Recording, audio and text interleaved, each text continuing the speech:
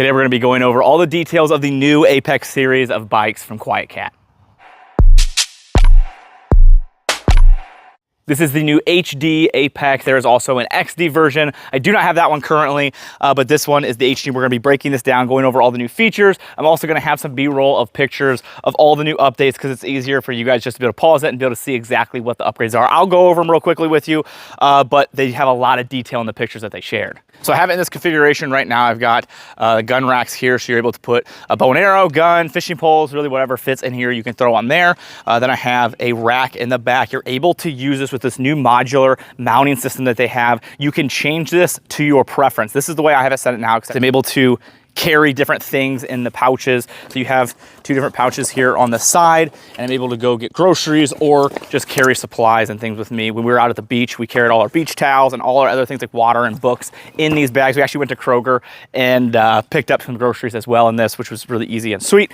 Then you can also, what's kind of cool, if you're grocery shopping with these, you just take these clips, you clip both of those down, you're able to remove this off the bike, take it with you. So if you have something a little more important, you can take it into the place with you that you're leaving, or if you want to go and get groceries, you can take this as like a grocery bag, and then you can take it back out, clip it back onto your bike, and then put it back in.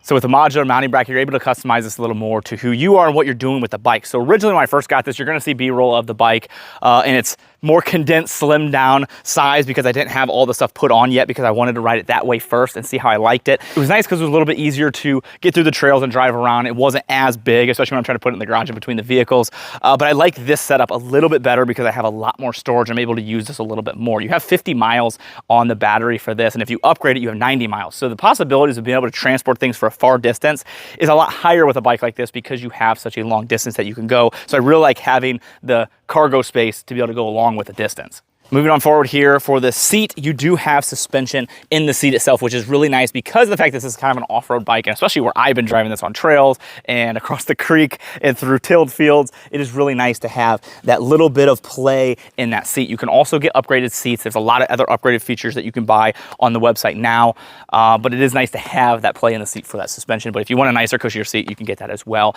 All this stuff is kind of aftermarket that you can purchase later. You've got a mounting bracket here for your trailer. You'll see that in the B-roll of the driving around with the trailer. Actually, basically the only thing I've been using that for lately is taking the kids around the property and driving them around. But you could throw a deer on there. You could throw all your gear if you're going hunting, or just give you extra cargo space too if you're going somewhere like into town. But that mounts directly here instead of your axle, which is nice. So like my other bikes that I have, you have to mount it to the axle, which I don't like because you have to remove that, put it on, and then you lose threads on that axle. With this, they have a specific mounting spot on the bike itself to be able to mount that and pull. So moving up to your front of the bike, you've got your brakes obviously, and then you have your throttle, which is right here. And that is what I used primarily because it's a lot of fun just to drive it's like a dirt bike instead of a bike. But you have the pedals obviously, and this assists with that. But if you don't want to use the pedal, you can just turn your throttle like a dirt bike or a motorcycle and be able to use it that way. So now for your display and your buttons, you're gonna be able to press the power button. And there's a couple features on the newer bikes that actually came out, the production bikes, that I don't have because this was a pre-production model, like the seat adjuster. So there's a couple different things that might be a little different on your bike opposed to mine. So as you see, I have 235 miles on this, and there'll be more by the time this video is actually posted. But I put quite a few miles in the time that I've had this. And we'll talk about that a little later in the video about my experience. But you're able to change your settings here. So it's in eco mode now. You can move it up into trail mode or boost mode. There's also a stealth mode, which is pretty cool. So if you're hunting and you don't want this to make as much noise, and it's already quiet, it's not a loud bike. Comparatively to other bikes, it's a little bit louder because you got the bigger tires, and it's actually super powerful, so it makes a little louder of a noise. But if you want it to be a little more quiet and you're trying to get to your deer stand and not alert anything, you can turn it into stealth mode, and it just drops that power a little bit and makes it a lot more quiet to be able to go that way.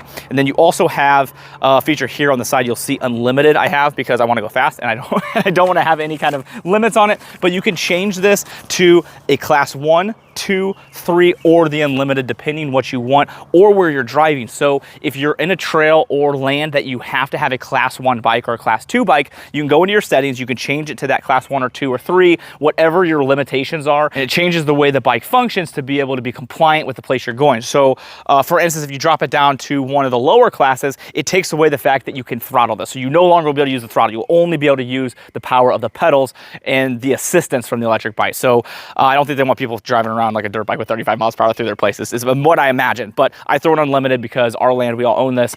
This is where we all hunt, so I don't have to really put in any class. Another upgrade that they did to help with durability and helping this not have any issues while you're out on the trails is they have a reinforced chain and non-exposed gears. That's just going to give you added strength while on the trails. So this is a hub drive versus the mid drive. The XD is the mid drive, and that one is going to give you 45 miles per hour, which is crazy to think about 45 miles per hour on a bike like this.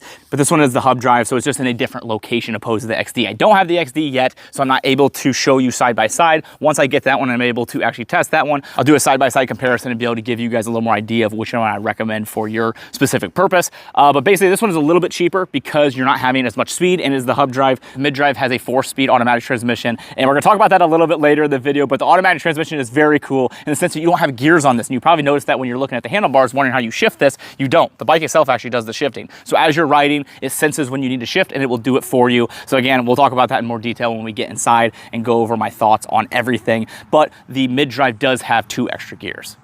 You have large tires here on this bike that give it a much larger size. The shocks have a little protection right here just to allow when debris or sticks or anything come up front. It gives you a little bit more protection. But shocks and everything feel comfortable driving through the trails. Obviously, when you're driving through trails and you hit roots or you're going through a tilled field, you're gonna feel it. It is what it is. It's a bicycle. It doesn't have a lot of weight to be able to push down, but the shocks and the seat help absorb that as much as possible. You do have another spot right here up front if you want to. I have a bracket up front at the house that comes out and just gives you more storage to be able to put things. I don't personally want that. I like the front of this the way it is and all my storage here in the back, so I didn't need that one, but you do have added places to be able to put things if you wanted to. Now that I gave you an overview of the bike, let's go over my thoughts and my experience with the bike since having it. So big thank you to Quietkat for sending this over to me to test before it was released. I was able to get over 200 miles on this thing, about 50-50 on-road and off-road, but it was nice to be able to really get a good experience of it before being able to post a video. A brief history of my experience with bikes and electric bikes. Me and my mom got into bike riding while I was pretty young. We ended up doing a 60-mile bike ride together. Actually had a Walmart mountain bike that I did that on because we didn't really know better. We were just having fun together, and ended up doing more biking together as time went on. After she passed away, me and my brother really got into bikes together, and we did that together a lot. Then me and my wife started getting into bikes together, and then my dad got in with us, and we all have ridden bikes a lot since then.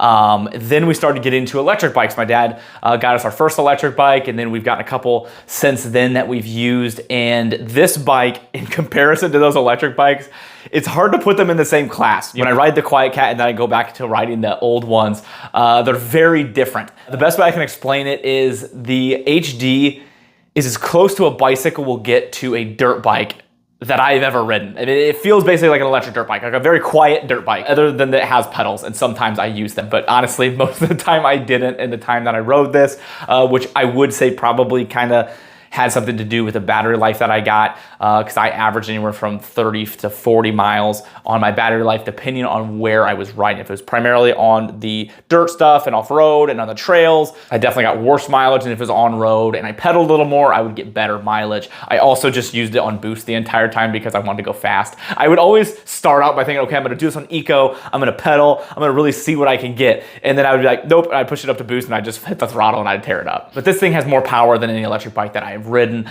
and it really is impressive the way it drives. The automatic transmission is wild and very different. I'm kind of on the fence about if I really like it or not. Me as a bike rider and liking to know what gears I'm in and be able to change them, I don't like the automatic transmission. I didn't like the fact that sometimes on the trails, I would just be spinning like crazy and it wouldn't feel like I was doing anything. And then it would shift eventually, and then it would at least feel like I was doing, but I would like to shift myself. I know when I'd like to shift, and I'd like to use my shifting to my advantage, and I wasn't able to do that. Now, I will say with the XD, there is a higher transmission. It's a 4-speed transmission, and I feel like if I had that one, I would like it more. I don't have the XD, so I can't tell you for sure definitively. I plan on getting one of those to do a review on as well, but with my experience with the HD, I'm iffy on the transmission and how I like it. I will say, though, it is really, really cool that there are no gears and it has an automatic transmission on a bicycle. That in itself is just really cool and really unique and one of a kind, but that's gonna be up to you to decide if that's something you like. Now, smoothness of driving this on the road, very smooth. I mean, the tires look really aggressive and almost like it would be uncomfortable, but I didn't have any issues. I drove up to 10 miles on this at one time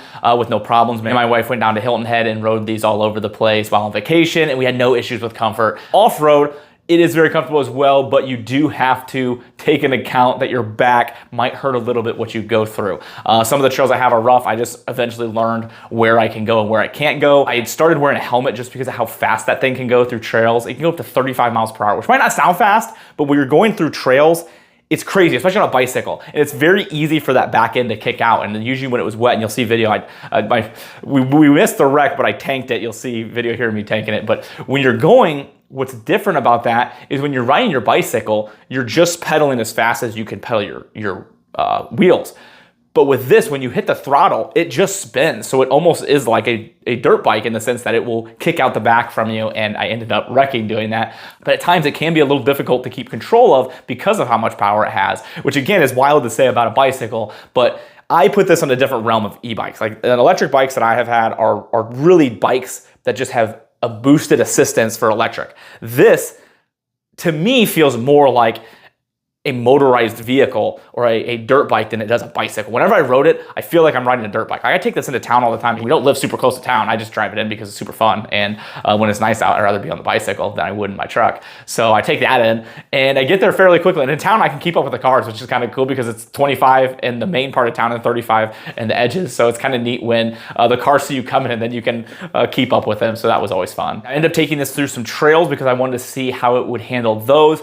I highly don't recommend doing that if you like your back. It really was uncomfortable. The other versions do have a button that drops that seat down. Mine doesn't because it was a pre-production model, so I don't have that feature. So I just had to sit up or just man up and ride through it. But it was a tilled field, and I was like, you know what? It's gonna be uncomfortable, but I want to see if it'll do it. It did it just fine. You have to go a little bit slower, but I was able to traverse through it with no problem. So that was pretty cool. And then the other thing that I thought was really wild is this thing is waterproof. I called to make sure with the company first. I was like, listen, like I want to ride this through the creek, but I want to make sure I'm not going to blow this thing up. And they're like, nope, absolutely, drive it through the creek. You'll have no problems. I drove this through this creek multiple times. Trust me, because I fell a lot of times through the creek trying to get this footage of being able to actually drive through it fully. It was about 70-30 from the start. I'm getting a lot better at it. I can make it through the creek with no problems now. But I've driven this through the creek numerous times with no issues. I drove it in the rain. So it is really neat to know that this thing is super waterproof and didn't have any problems doing that. And it was submerged in the creek and there was no electrical problems. So it is durable in that sense. Going along with durability, the bike has been really durable in my experience. I have ramped it off some of the hills that we have back there in the trails. We have a ton of trails. We have about 350 acres back around my house and where my brother's house, they kind of connect by trails. I live on one section, he lives on the other, and then our houses are connected by the trails and the creek goes in between.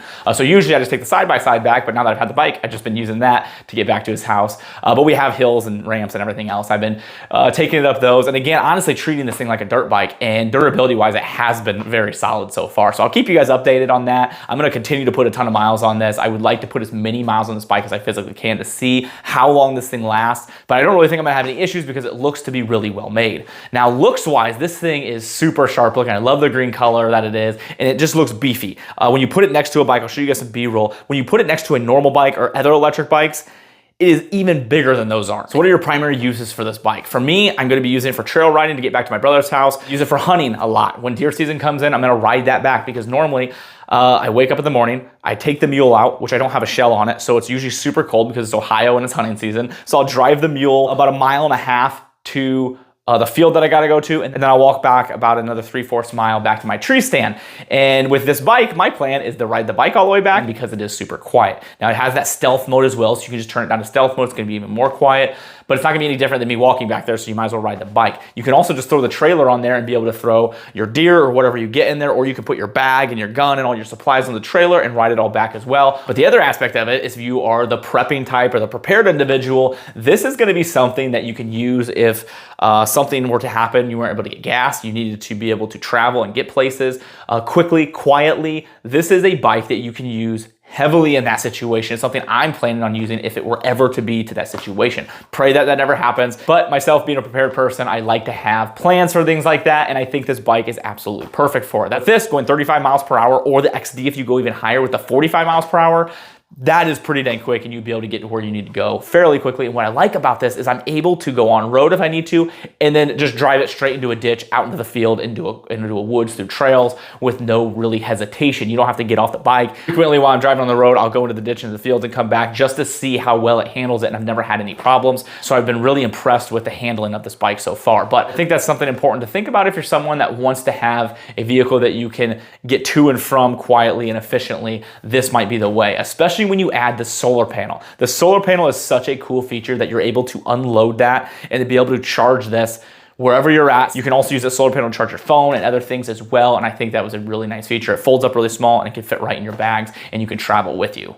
Another way you can use that solar panel may be a little more practical and maybe something that we actually do, because this is obviously hypothetical. If you're out hunting, you're driving for a far distance out to your stand or wherever your site is, and then when you get there, you want a full charge. You're gonna be out hunting for, 8-10 hours. You can lay that solar panel out, let it fully charge, and then when you get back, you can unfold it, put it back together, and then have a full charge back home. Something I forgot to mention on the battery life is when you get down to a certain level, it starts to kill your power. So if you're thinking, okay, I've got 100%, I'll have 100% of power through the whole thing, you won't. So when you get down to like that 20, 15, it starts to reduce your power. And this is something I noticed, your miles are going to go down significantly because your power is lower, your speed's lower. So you'll go from 35 miles per hour down to 20 to 15 to 10, to where basically it's not really assisting a ton, but it's still moving.